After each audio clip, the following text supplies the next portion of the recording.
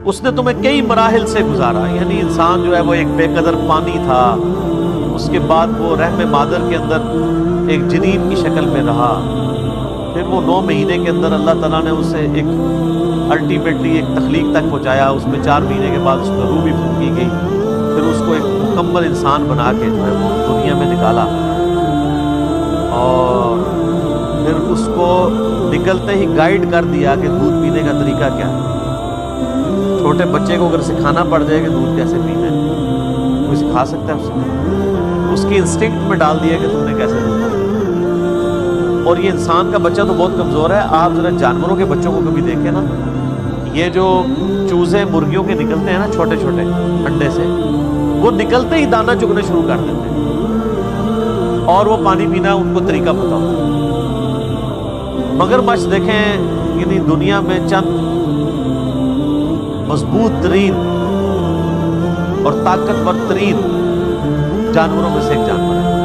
آپ کو پتہ ہے اس کا جو بچہ پیدا ہوتا ہے وہ چھپکلی سے بھی چھوٹا ہوتا ہے، اتنا سا ہوتا ہے مگرمچھ کا بچہ، اور وہ پیدا ہوتے ہی اب وہ کس طرح اپنی حفاظت کر سکتا ہے، اس کو تو مچھلیاں کھا جائیں، بڑے مگرمچھ ویسے ہی نکل جائیں اتنے سے بچے کو، لیکن وہ پیدا ہوتے ہی آپ نیشنل جیوگرافک میں، ڈسکوری چینل کے اوپر، اینیمل پلانٹ میں دیکھیں، اس کے اللہ نے دماغ میں کوئی ایسی چیز فٹ کر دی ہے کہ وہ انڈے سے جیسے ہی نکلتا ہے وہ پانی کی طرف بھاگتا ہے اپنی سیفٹی کے لیے۔ کئی پہنچنے میں کامیاب ہو جاتے ہیں، کئی راستے میں ہی ان کو چیلے اور کبے اٹھا لیتے ہیں، کیونکہ وہ ریتلی جگہ پہ وہ انڈا دیتا ہے نا مگرمچھ کی جو فیمیل ہے، اور اس میں سے جب وہ نکلتا ہے تو وہ پانی کی طرف جاتا ہے۔ اس دوران راستے میں کئی ایک شکار ہو جاتے ہیں، بندر شکار کر لیتے ہیں، بعض کو چیلیں اٹھا لیتی ہیں، اور کئی بہت کم ہوتے ہیں جو پانی تک پہنچنے میں کامیاب ہوتے ہیں۔ وہ جو ہو جاتے ہیں ان میں سے بھی کئی ایک جو ہے وہ کھا لیتے ہیں دوسرے جانور، اور کوئی ایک آدھ بچتا ہے، ورنہ تو مگرمچھ ہی مگرمچھ وہاں۔ اس طریقے سے سانپ کے بچے، وہ سانپ ہی سانپ ہر طرف ہو، اللہ تعالیٰ نے یعنی ایک دوسرے کی خوراک کا ذریعہ ان کو بنایا، اور کہاں سے پھر اللہ تعالیٰ ان کو کہاں تک پہنچاتا ہے۔ کئی مراحل سے اللہ تعالیٰ گزارتا ہے انسان کو۔ الم تروا کیف خلق اللہ 7 سماوات طباقا، کیا تم نے نہیں دیکھا کہ اللہ تعالیٰ نے 7 آسمان کو کس طریقے سے تہ بر تہ بنایا ہے؟ یہ دیکھنے سے مراد فزیکلی دیکھنا نہیں ہے، ظاہر ہے کہ ہمیں تو وہ نظر نہیں آ رہا، ہمیں تو پہلا آسمان بھی نظر نہیں آتا، یہ ہم جو دیکھ بھی رہے ہوتے ہیں اوپر، آپ کو یہ اوزون لیئر نظر آ رہی ہوتی ہے بلو کلر کی، یہ آسمان نہیں ہے۔ اس لیئر سے اگر آپ اوپر چلے جائیں تو آپ کو اوپر کالی چیز ہی نظر آئے گی، یہ آسمان کا کلر تو بلو نہیں ہے، یہ تو اس لیئر ہے۔ تو یہ دیکھنے سے مراد یہ ہے کہ اس نیچر کو آبزرو کرو، جو کچھ بھی تمہاری بساط کے اندر تمہیں نظر آ رہا ہے یہ سب کی سب چیزیں اللہ تعالیٰ نے پیدا کی۔ وَجَعَلَ الْقَمَرَ فِيهِنَّ، اور اللہ نے ایک چاند ان میں رکھ دیا نورا، روشنی کے طور پہ۔ وَجَعَلَ الشَّمْسَ سِرَاجًا، اور سورج کو اللہ تعالیٰ نے ایک چراغ کے طور پہ روشن کر دیا۔ آپ دیکھیں کہ پورے قرآن میں کہیں چاند کے لیے چراغ کا لفظ نہیں آیا، ہمیشہ نور کا لفظ ہے، انڈائریکٹ روشنی، اور سورج کے لیے ہمیشہ چراغ کا لفظ آیا ہے، سراج کا۔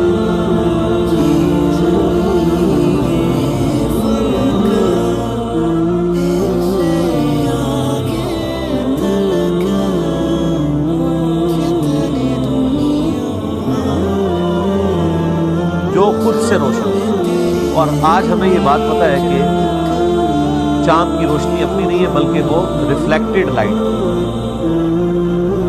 زمین سے ریفلیکٹ ہو کے جو اس کے اوپر پڑ رہی ہے، یا ڈائریکٹ اس کے اوپر سورج کی جو روشنی پڑ رہی ہوتی ہے اس کی وجہ سے وہ چمکدار نظر آتی ہے۔ آپ اگر چاند پہ چلے جائیں تو آپ کو زمین بھی اسی طریقے سے چاند کی طرح نظر آئے گی، جس طرح ہم یہاں سے چاند کو دیکھ رہے ہیں، صرف یہ ہے کہ سائز تھوڑا بڑا نظر آئے گا اس کا، ادروائز وہاں پہ بھی آپ کو ریفلیکٹڈ لائٹ ہی نظر آ رہی ہوگی، خود روشن نہیں۔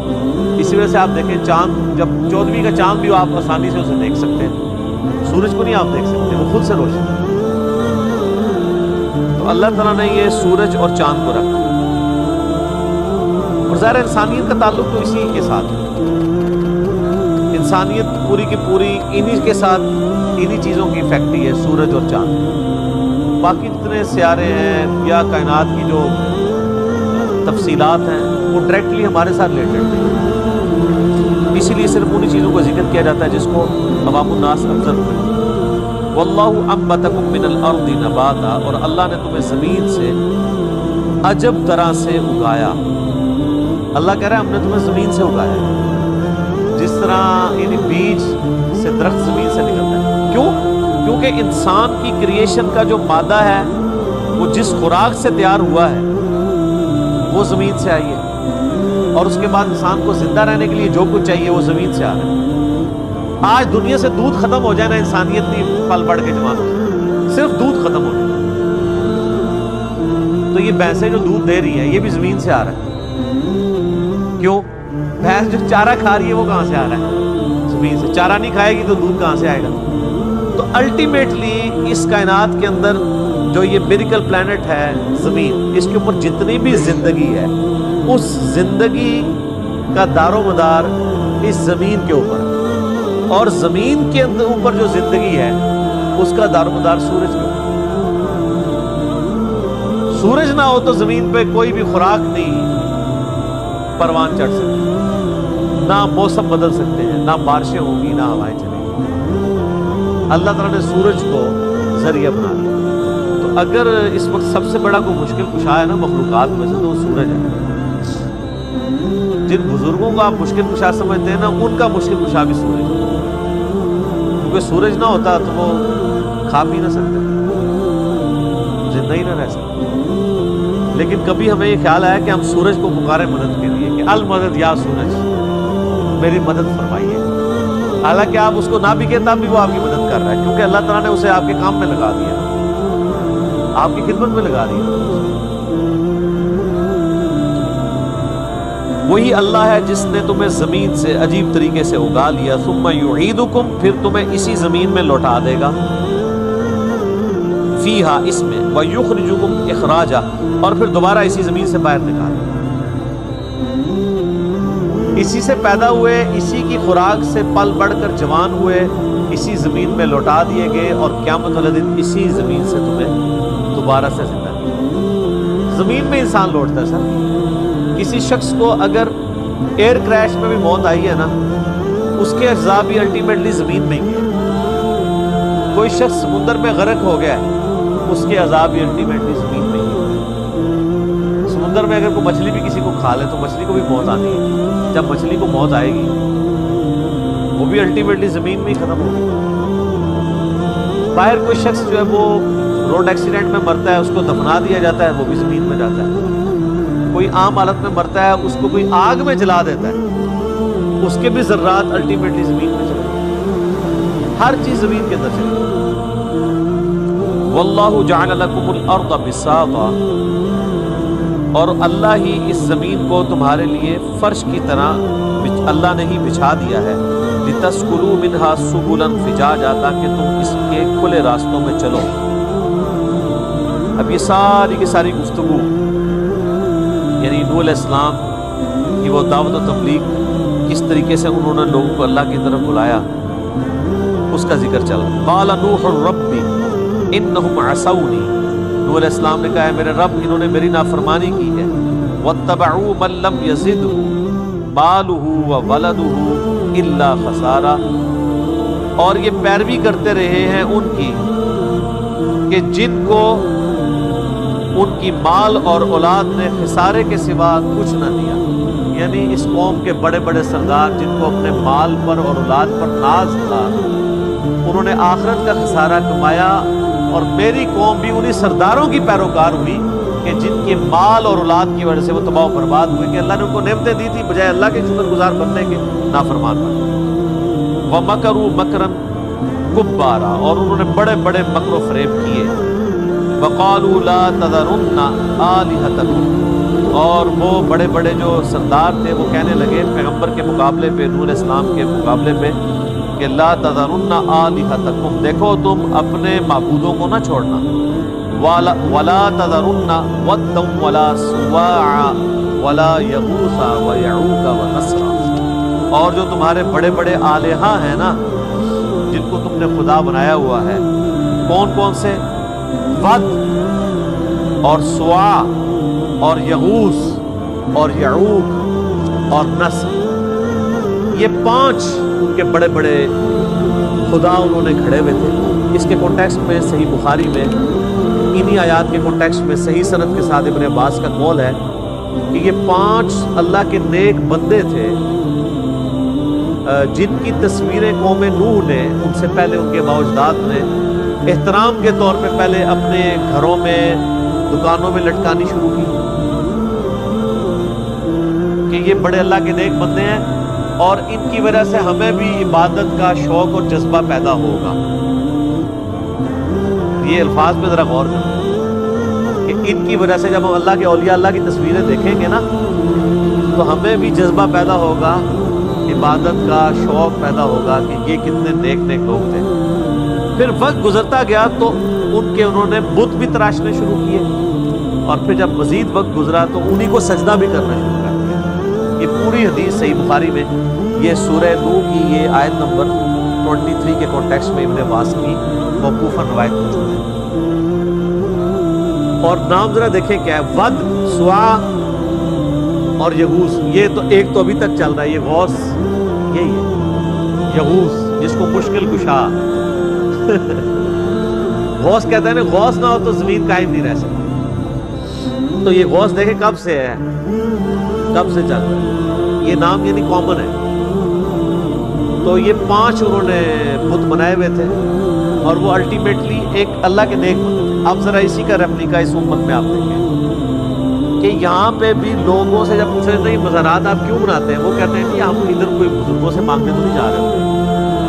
یہ بازار اس لیے بنے ہوتے ہیں تاکہ لوگ ادھر جائیں, حاضری دیں, ان کو جذبہ پیدا ہو کہ اللہ کا جو نیک بندہ ہوتا ہے وہ اس کو مرنے کے بعد بھی دنیا یاد کرتی ہے, تو اس طرح ہمیں بھی عبادت کا جذبہ پیدا ہوگا. یہ سیم وہی چیز ہے, لیکن پریکٹیکلی اس وقت کیا ہو رہا ہے, وہاں شرکی ہو رہا ہے. ان سے ڈائریکٹلی مانگ رہے ہیں لوگ جا کے, وہ کہتے ہیں جاہل مانگتے ہیں. سر پڑھے لکھے بھی مانگتے ہیں. آپ پڑھا لکھا ذرا بتائیں نا, کون سا پڑھا لکھا آپ کا عالم دین ہے جو ان کے مانگنے کو شرک کہتا ہو, جو یہ پورے کا پورا سسٹم لے کے چل رہا ہے. الٹیمیٹلی وہی کچھ شروع ہو گیا. اسی لیے بخاری اور مسلم دونوں میں حدیث ہے.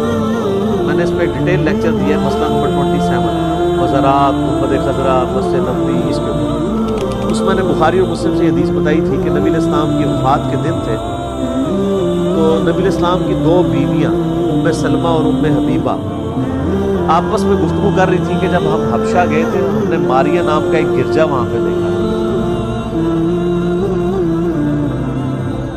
تو وہاں پہ کچھ تصویریں بھی لٹکی ہوئی تھی.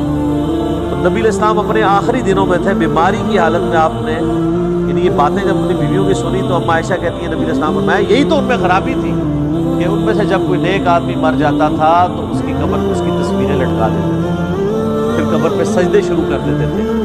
یہ لوگ قیامت والے دن سب سے بدترین مخلوق بنا کے اٹھائیں گے. یہ حدیث بخاری اور مسلم دونوں میں میرے ریسرچ پیپر رسول اللہ کی آخری وصیت ہے صلی اللہ علیہ وسلم. پھر اسی طریقے سے صحیح مسلم میں ایک حدیث ہے کہ نبی علیہ السلام نے اپنی وفات سے 5 دن پہلے صحابہ اکرام کہتے ہیں ہم سے فرمایا تھا کہ دیکھنا اگلی امتوں میں سے جب کوئی نیک شخص یا ان کا پیغمبر فوت ہو جاتا تھا وہ اس کی قبر پہ سجدے شروع کر دیتے تھے, میں تمہیں منع کرتا ہوں کہ میرے ساتھ ایسا نہ. پھر بخاری اور مسلم دونوں میں حدیث ہے, سیدہ عائشہ کہتی ہیں کہ نبی علیہ السلام اپنی وفات کے دنوں میں بار بار اپنے چہرے انور سے چادر کو ہٹاتے تھے تکلیف کی شدت کی وجہ سے, اور پھر فرماتے تھے لعن اللہ یہود والنصارى, اللہ کی لعنت ہو یہودیوں اور نصرانیوں پر, اتخذوا قبور انبیائہم مساجدا, انہوں نے اپنے نبیوں کی قبروں کو سجدہ گاہ بنا دیا. اور سیدہ عائشہ کہتی ہے کہ نبی علیہ السلام اصل میں ہمیں ڈرا رہے تھے کہ میرے ساتھ یہ نہیں قائم کرنا. اور پھر اما عائشہ کے الفاظ ہیں بخاری اور مسلم دونوں میں اس حدیث کے ساتھ کہ اگر ہمیں یہ ڈر نہ ہوتا کہ لوگ حضور کی قبر کے ساتھ بھی وہی کام شروع کر دیں گے تو ہم نبی علیہ السلام کی قبر کو زائرین کی زیارت کے لیے کھلا چھوڑ دیتے, یعنی حجرہ بھی ہٹا دیتے, اوپن جگہ پہ قبر رہنے دیتے تاکہ جس کی مرضی وہ آ کے حاضری دے. یہ اس لیے نہیں ہم نے کیا کہ لوگ یہ سجدے شروع نہ کر دیں کیونکہ آپ ہمیں ڈرا رہے تھے. اما عائشہ حجرے میں ہی وہ رہی ہے قبر, جس نے قبر پہ حاضری بھی دینی ہوتی تھی وہ اما عائشہ کی اجازت سے جاتا تھا، تھوڑی دیر کے لیے کنڈی کھولتی تھی، پھر وہ باہر نکال دیا جاتا تھا، مزارات والا جھمکٹا نہیں رہتا تھا۔ پھر تو خیر وہ بھی ختم ہو گیا، اب اس کو ختم ہوئے بھی 1000 سال سے زیادہ ہو چکی ہیں، اب جتنے لوگ بھی قبر مبارک تک ڈائریکٹ تو کوئی نہیں پہنچتا۔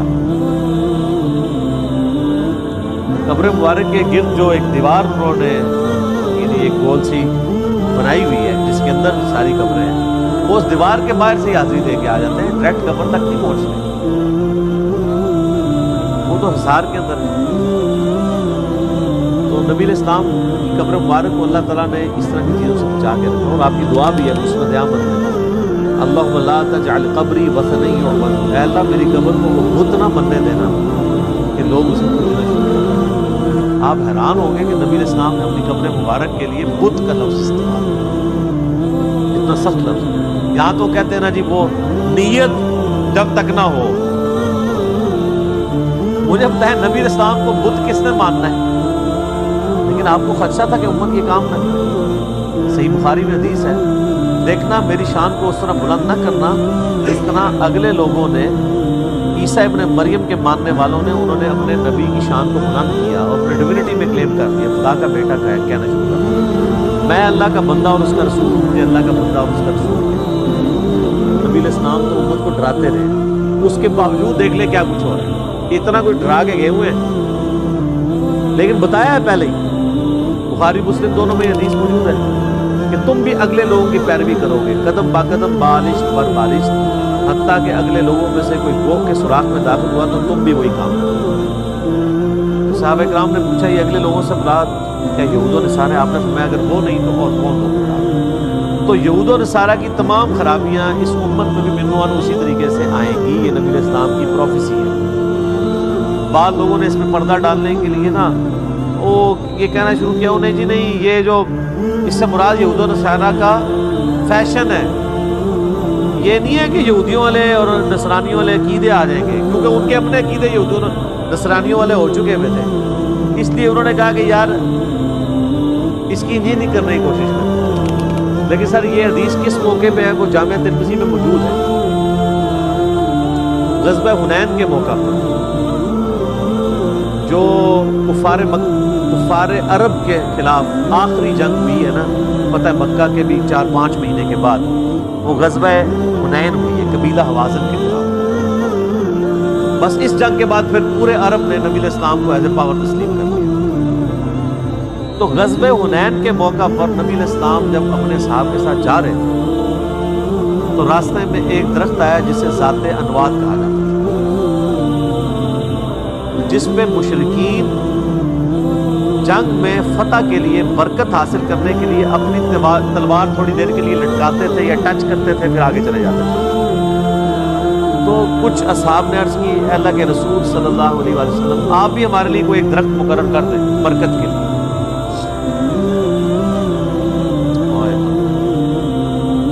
آج دیکھ لیں امت آج تک درختوں کے اوپر جو ہے وہ ٹاکیاں باندھ رہی ہے، کپڑے حضرات کے ساتھ درخت لگے ہوئے ہیں، اور تو اور آپ چھوڑ دیں فیصل مسجد کے باہر جو ہے وہ ضیاء الحق کا مزار بنا ہوا ہے، اس کے ساتھ جو درخت ہے اس کے اوپر بھی ٹاکیاں لگی۔ ہاں حالانکہ پڑھے لکھے لوگ بھی وہاں جاتے ہیں اور وہاں پہ وہ منتیں مرادیں پوری کر رہے ہیں، حالانکہ ضیاء الحق اپنی ساری خرابیوں کے باوجود توحید کے والے سے اس کا عقیدہ ٹھیک ہے، یہ والی خرابیاں ایز اے پرسن اس میں موجود نہیں تھی، مزارات والی اور یہ مردوں کو پکارنا اور یہ ساری چیزیں اس سے وہ محفوظ تھی۔ لیکن اس کے مزار کے ساتھ کیا ہوتا ہے؟ تو جب صحابہ کرام نے عرض کی آپ بھی ہمارے لیے کر دیں تو آپ علیہ السلام نے کہا اللہ اکبر سبحان اللہ سبحان اللہ، اللہ پاک ہے۔ اس میں محذوف تھا عما یشرکون، جو کچھ شرکیہ چیزیں تم اس کی طرف مقصود ہے۔ آج تو تم نے وہی بات کر دی جو موسیٰ علیہ السلام کے ماننے والوں نے کی تھی۔ پھر آپ علیہ السلام نے سورۃ الاعراف کی آیت نمبر 138 تلاوت کی وہاں کہ جب قوم موسیٰ علیہ السلام کے ساتھ ایک جگہ سے گزری جہاں پہ کچھ لوگ بتوں پر اعتکاف کیے ہوئے تھے، تو انہوں نے کہا کہ اے موسیٰ ہمارے لیے بھی کوئی بت مقرر کر دیں، ہمارے رب کا کہ ہم اس پر دھیان کر کے اعتکاف کریں. تو حضرت موسیٰ علیہ السلام نے کہا جاہل قوم، میں اللہ کی پناہ میں آتا ہوں اس جاہل قوم کے.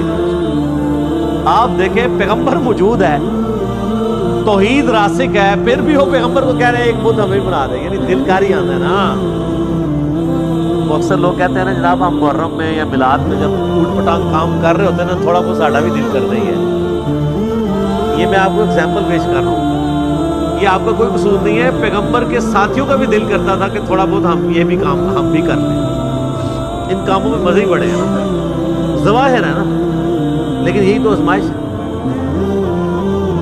تو نبی علیہ السلام نے کہا کہ جس طرح موسیٰ علیہ السلام کے ساتھیوں نے شرک کے لیے ایک راستہ چور تلاش کر لیا تھا اپنی، میں نہیں یہ کہتا ہوں کہ وہ انہوں نے جان بوجھ کے کیا، یعنی اپنی کمزوری کی وجہ سے، تو تم نے بھی وہی کام شروع کر دیا.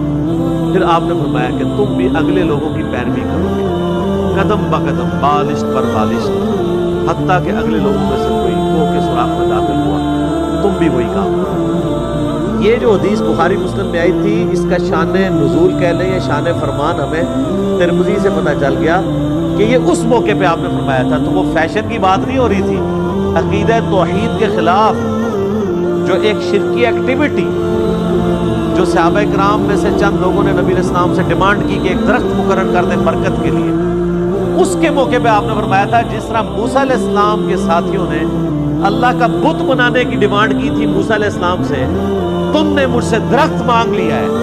حالانکہ انالوجی کو نہیں مانگتی ہے ڈائریکٹلی، انہوں نے تو خدا کا بت مانگا تھا. تو کیا صحابہ کرام نے کوئی خدا کا ایکویلنٹ درخت مانگا تھا برکت کے لیے؟ تو اصل میں امام الموحدین صلی اللہ علیہ وآلہ وسلم نے امت کو یہ عقیدہ دیا ہے کہ توحید کا مسئلہ بڑا سینسٹیو ہے. جو چیز بھی شرک کی طرف لے جاتی ہے چاہے ڈائریکٹلی لے کے جاتی ہو یا انڈائریکٹلی، وہ منع ہے. آپ کے علماء آپ کو بے شک کہانیاں کراتے رہے، نہیں وہ ایک ذاتی ہوتا ہے، قطعی ہوتا ہے، ایک مستقل بذات ہوتا ہے، ایک غیر مستقل بذات ہوتا ہے، ٹھیک ہے جی، ایک محدود ہوتا ہے، ایک لامحدود ہوتا ہے. بہت ساری شیواں. نبی علیہ السلام نے صرف ایک درخت مقرر کرنے کو کہہ دیا کہ یہ بت مقرر کروا رہے ہو تم مجھ سے. کس کو کہا؟ صحابہ کرام. آپ نے اتنی احتیاط کی. اور اللہ کا شکر ہے کہ یہ فرامین اور قرآن پاک محفوظ ہے، تبھی پوری امت گمراہ نہیں ہوئی. ادروائز یہ امت بھی اسی ٹریک کے اوپر 100% چل پڑتی جس طرح اگلے لوگ. یہاں پہ بھی گمراہیاں آئی ہیں، لیکن ایسا نہیں ہوا کہ پوری کی پوری قوم نے شرک کرنا شروع کر دیا اور پوری امت ہی شرک میں مبتلا ہو. اللہ تعالیٰ نے ابھی بھی دنیا میں لاکھوں لوگ ایسے ہیں جو توحید کے معاملے میں اتنے سینسٹیو ہیں کہ ان میں وہی توحید پائی جاتی ہے جو نبی علیہ السلام کی موجودگی میں آپ کے تربیت یافتہ صحابہ کرام نے جو قرآن کی توحید نبی علیہ السلام نے کوٹ کوٹ کے بھری تھی نا، وہی ان کے اندر آج بھی پائی جاتی ہے اور بالکل کمپرومائز کرنے کے لیے تیار نہیں. تو بات کہاں سے کہاں نکل گئی کہ یہ قوم نوح کے بھی نیک بندے تھے جن کی شروع میں تصویریں لٹکائی گئی، اور اس لیے کہ جی جناب یہ بڑی برکت ہوگی، ان کو دیکھ دیکھ کے ہمیں بڑا جذبہ پیدا ہوگا.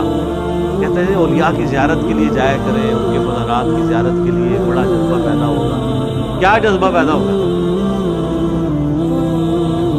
اب تو نہ آپ کی وہاں پہ یعنی پہلے تو عزتیں محفوظ نہیں تھیں، اب تو آپ کی جانیں بھی محفوظ ہوئی. دیکھ لیں آپ پچھلے دنوں جو لاہور میں ہوا ہے، تو اب تو لوگوں کی جانیں بھی محفوظ ہیں. پہلے تو یہ آئے دن خبریں ملتی تھی کہ فلاں بازار سے جو ہے وہ کسی کی بیوی اغوا ہو گئی ہے، کسی کی بچی اغوا ہو گئی ہے، وہ حاضری دینے کے لیے گئی ہے لیکن وہاں سے اغوا ہو گئی. نہ حکومت بچا سکی، نہ روحانی حکومت بچا سکی، نہ جسمانی حکومت بچا سکی. جسمانی حکومت کون سی؟ یعنی ہمارے جو پولیس والے، رینجرز اور سیکیورٹی گارڈز وغیرہ بیچارے. اور روحانی حکومت وہ کہتے ہیں جی وہ پنجاب جڑا فلانی گدیدے والے ہے، پنڈی فلانی گدیدے والے ہے، کراچی فلانی گدیدے والے ہیں، اور روحانی حکومت بھی کوئی نہیں بچا سکتی ہیں. اسلامی جمہوریہ پاکستان اس وطن میں ایک تو ہے ملکی حکمران جو بدلتے رہتے ہیں، مگر اس ملک کے روحانی تاجدار اصل بادشاہ میرے دادا صاحب رحمۃ اللہ تعالیٰ علیہ کی بات یہ ہے کہ دادا صاحب کا پاکستان، حضرت خواجہ غریب نواز کا پاکستان آج اس سال پہ کھڑا ہے. کبھی یہ IMF سے مانگنے جا رہے ہیں، کبھی یہ کسی سے مانگنے جا رہے ہیں. وہ IMF سے جو مانگنے جاتے ہیں، کبھی یہاں کے بھی عرض کر دو گنج بخش فیض عالم مظہر بھائی کیا کہنے ہیں، خدا تمہیں ہدایت دے، تمہاری عقل پہ پتھر پڑ گئے۔ آپ سے تو یہ کہہ رہے ہیں جناب کہ جی IMF سے کیوں قرضے مانگ رہے ہو، اور خود تمہارے سارے بزرگ مرے ہوئے اور زندہ چندے عوام غریب سے مانگتے ہیں، اس وقت نہیں شرم آتی؟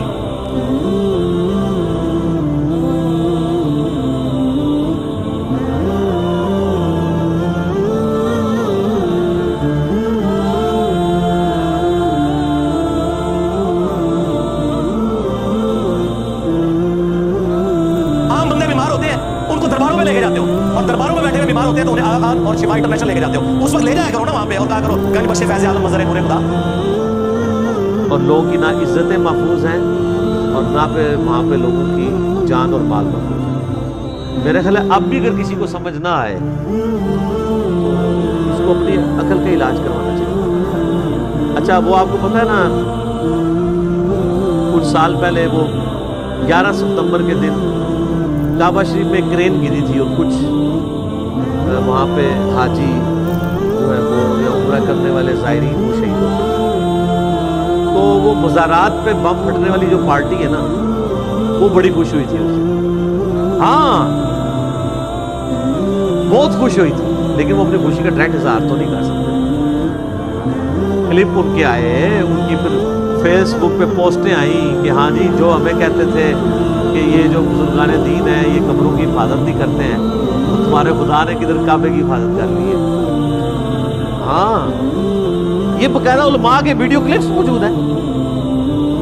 اچھا اس سے ایک بات تو پتہ چل گئی کہ انہوں نے مان لیا کہ خدا ہمارا ہے اور باپے ان کے ہیں۔ سر مہربانی میں یہ پوچھتا ہوں کہ آپ 2-4 سال پیچھے چلے جائیں، مسجد الحرام کے اندر ہی طواف کر رہے تھے، سارے کے سارے مسلمان تھے، اللہ کی عبادت کر رہے تھے، کرین اوپر سے آئی گر گئی، کئی مسلمان اس کے اندر شہید ہوئے، ساری دنیا نے دیکھا۔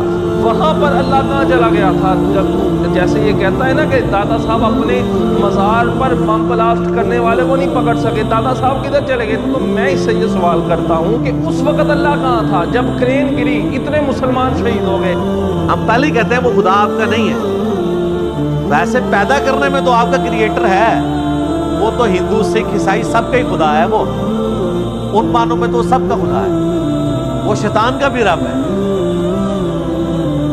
لیکن آن کرنے کے اعتبار سے آپ اس کو اس طریقے سے آن کرنے کے لیے تیار نہیں جس طرح ہم آن کریں۔ تو لوگ اکثر پوچھتے رہتے ہیں کہ اس کا تو جواب کیا دینا میرے بھائی؟ اللہ تعالیٰ کا تو کہیں دعویٰ ہی نہیں ہے کہ کوئی بسم اللہ پڑھ کے ساکٹ میں 2 انگلیاں دے دے تو اسے کرنٹ نہیں لگے گی۔ اللہ کا کہیں یہ دعویٰ ہی نہیں ہے کہ خانہ کعبے کی میں حفاظت کروں گا۔ کس آیت اور حدیث میں لکھا ہے کہ کعبے کی حفاظت کی جائے گی؟ ایک ابراہ کے لشکر سے حفاظت ہوئی، وہ تاریخ انسانی میں ایک ہی واقعہ ہے، نہ اس سے پہلے ہوا ہے نہ اس کے بعد، اور وہ اس لیے کہ اس سال کو اللہ نے یادگار بنانا تھا، اس سال نبی علیہ السلام کی پیدائش ہوئی تھی، تو ایک غیر معمولی معجزہ کیا گیا۔ اس کے بعد کیا یزید کے دور کے اندر خانہ کعبے کے اوپر چڑھائی نہیں ہوئی ہے جس میں کعبے کی دیوار بھی جل گئی؟ صحیح مسلم میں آتا ہے غلاف کعبہ جل گیا۔ اس کے بعد عبد الملک بن مروان کے دور میں حجاج بن یوسف نے چڑھائی کی، پھر دوبارہ اس نے چڑھائی جب کی، پہلے مروان کے دور میں کی، پھر عبد الملک بن مروان کے دور میں، جس میں عبداللہ ابن زبیر کو شہید کر دیا گیا۔ ان کی لاش جو ہے وہ کتنے دن کے لیے ٹانگ دی گئی کعبے کے دروازے کے اوپر۔ وہ میرا آپ یوٹیوب پہ کلپ دیکھ لینا حجاج ابن یوسف کے اوپر، آپ یوٹیوب پہ حجاج ابن یوسف میرا نام لکھیں تو کلپ سامنے آ جائے گا، پوری ڈیٹیل میں نے صحیح مسلم شریف سے بتائی ہے۔ ٹھیک ہوگا جی؟ اللہ تعالیٰ سے دعا ہے جو حق بات میں نے کہی اللہ تعالیٰ ہمارے دلوں میں راسخ فرمائے۔ اگر جذبات میں میرے منہ سے کوئی غلط بات نکل گئی، اللہ تعالیٰ ہمارے دلوں سے ہی محو کر دے، ہمیں کتاب و سنت کی تعلیمات پر عمل کر کے دوسرے بھائیوں تک پہنچانے کی توفیق عطا فرمائے۔ سبحانک اللہم و بحمدک، اشہد ان لا الہ الا انت، استغفرک و اتوب الیک، وما علینا الا البلاغ المبین۔ جزاکم اللہ خیرا۔